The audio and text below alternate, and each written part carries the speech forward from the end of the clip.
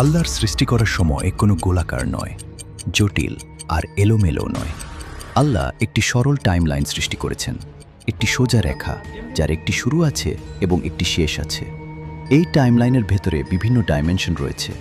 আমরা মানুষ সেই তৃতীয় ডাইমেনশন 3Dতে অবস্থান করছি। আল্লাহর এই টাইমলাইনের শুরু হয়েছে তখন যখন তিনি বলেছেন কুন। এর আগে ছিল না কোনো সময়, স্থান ও কোনো বস্তু, অর্থাৎ সময় নিজেই আল্লাহর সৃষ্টি। আল্লাহ সময়ের ভেতরে নন, তিনি সময়ের ঊর্ধ্বে। এরপর টাইমলাইন এগিয়ে যায় এবং এই দুনিয়ার সৃষ্টি হয়। এই দুনিয়া স্থায়ী নয়, বরং পরীক্ষার জন্য তৈরি হয়েছে। মানুষকে একটি শরীর দেওয়া হয়েছে, হাড়, রক্ত এবং ব্যথা অনুভব করার ক্ষমতা সম্পন্ন। এই শরীরের মাধ্যমেই মানুষ বাঁচে, চিন্তা করে এবং সিদ্ধান্ত নেয়। আর এটাই পরীক্ষার ধাপ। এরপর টাইমলাইনে এমন একটি মুহূর্ত আসে যেখান থেকে কেউ পালাতে পারে না, মৃত্যু। কিন্তু মনে রাখো, মৃত্যু শেষ নয়, মৃত্যু শুধু একটি পরিবর্তন, ট্রানজিশন। শরীর এখানেই থেকে যায় আর আত্মা টাইমলাইনের পরবর্তী ধাপে এগিয়ে যায়। মৃত্যুর পর আসে বড় চক্ষু, একটি মধ্যবর্তী ডাইমেনশন। টাইমলাইন থেমে যায় না, মানুষ প্রবেশ করে বড় চোখে, এমন এক জগতে যেখানে সময় দুনিয়ার মতো চলে না। এখানে মানুষ তার আমলের ফলাফল অনুভব করতে শুরু করে। এরপর একদিন আসবে যখন পুরো টাইমলাইন ভেঙে পড়বে।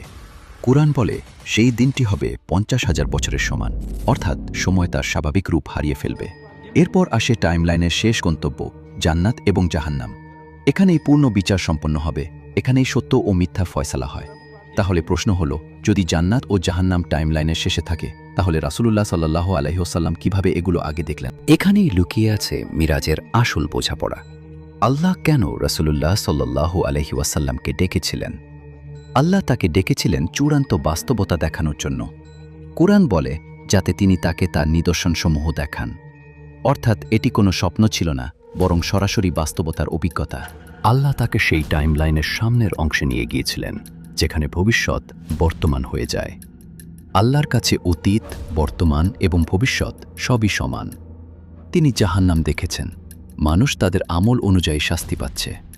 তিনি দেখেছেন জুলুম, মিথ্যা এবং হারামের পরিণতি। আর তিনি জান্নাতও দেখেছেন, শান্তি, রহমত এবং সেই সব মানুষ যারা দুনিয়ায় ধৈর্য ও সত্যকে বেছে নিয়েছিল। এটি ছিল বাস্তবতার একটি সরাসরি দর্শন। কেন দেখানো হয়েছিল? যাতে কেউ বলতে না পারে, আমি জানতাম না, আমি তো শুধু দুনিয়াটাই দেখেছিলাম। এটি নিয়ে আপনার মতামত কি? ভালো লাগলে আমিন লিখুন।